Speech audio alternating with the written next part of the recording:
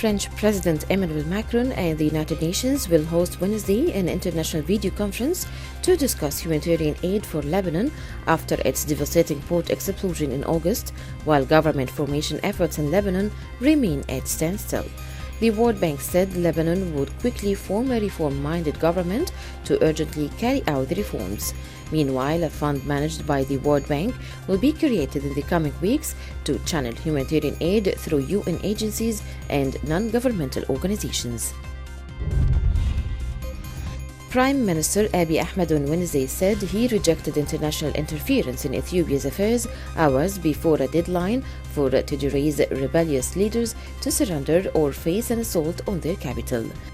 Premier Abiy gave the Tigray People's Liberation Front 72 hours to surrender last Sunday, an ultimatum rejected by the leader of the distant northern region, who has said his people are ready to die for their homeland.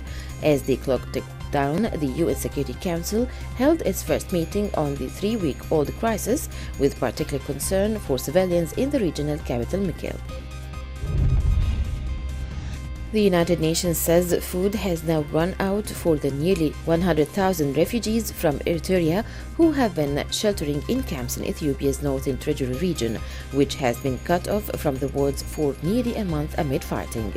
UN refugee spokesman Baber Bloch said the camps will have now run out of food supplies, making hunger and malnutrition a real danger, a warning that has been issued since the conflict began nearly a month ago.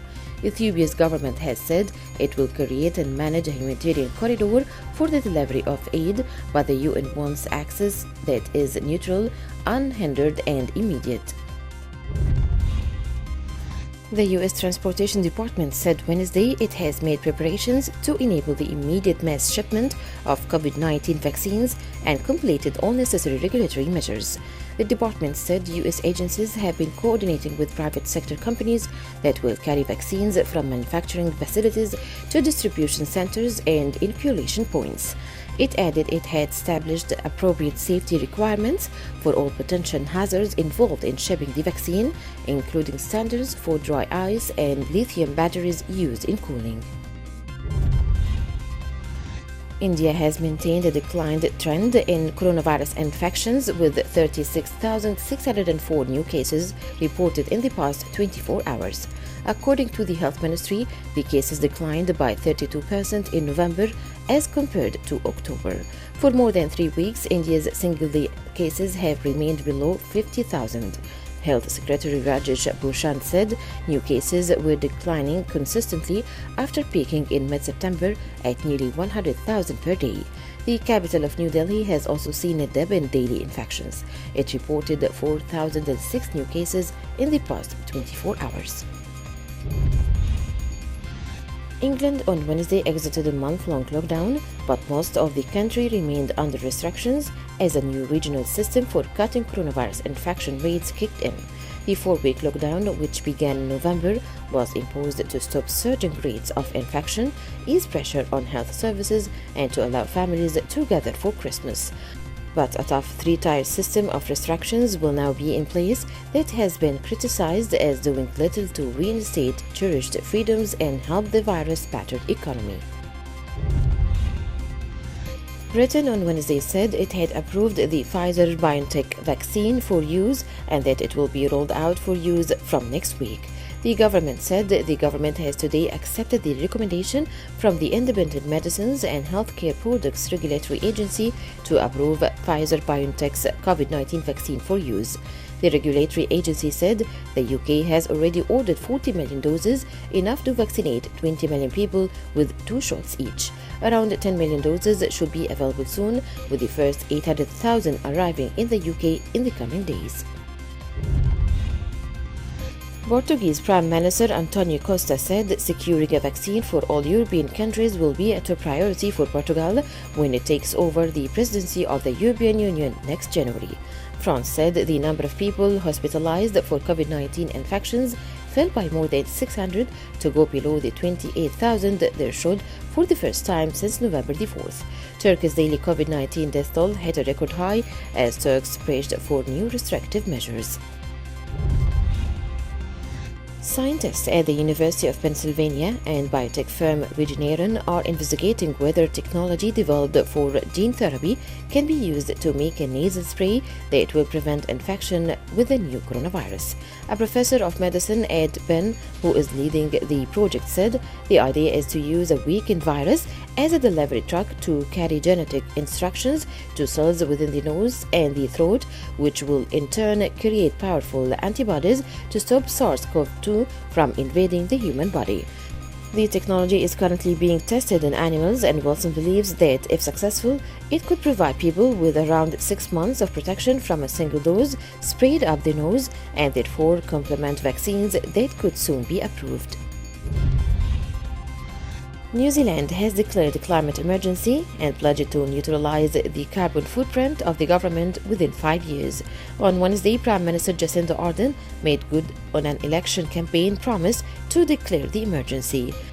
In doing so, New Zealand joins jurisdictions presenting over 800 million people, including the national governments of Japan, South Korea, Argentina, Italy, Spain, and Ireland. Natural disasters in the past 2 months caused Vietnam $1.3 billion in economic damage and killed 192 people, with 57 still missing, authorities said Wednesday, with its central provinces bearing most of the losses. Vietnam's central region has had a tough year, with its important tourism industry crippled by the coronavirus pandemic long before the arrival of 9 typhoons that wiped out crops and damaged homes of hundreds of thousands of people. Official data showed the 2-month toll surpassed losses for the whole of the last year.